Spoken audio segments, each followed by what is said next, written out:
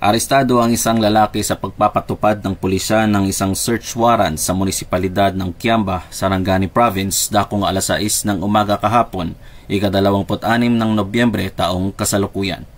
Pinangunahan ng Kiamba Municipal Police Station katuwang ang mga operatiba ng iba pang unit ng pulisya ang operasyon na alinsunod sa search warrant number 31-2025 na isinagawa sa Purok 7, Barangay Katubaw. Kabilang sa mga nakumpiska sa bahay ng target ang 8 sachet ng hinihinalang shabu, isang M16 magazine, isang 45 caliber na baril na may 2 magazine at ilang mga live ammunition.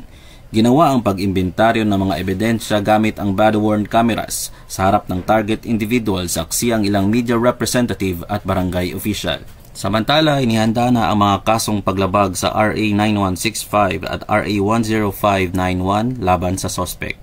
Mula dito sa Police Regional Office 12, ako ang inyong PNN Correspondent, Police Corporal Jose Doliano III, alagad ng batas, tagataguyod ng Balitang Pulis.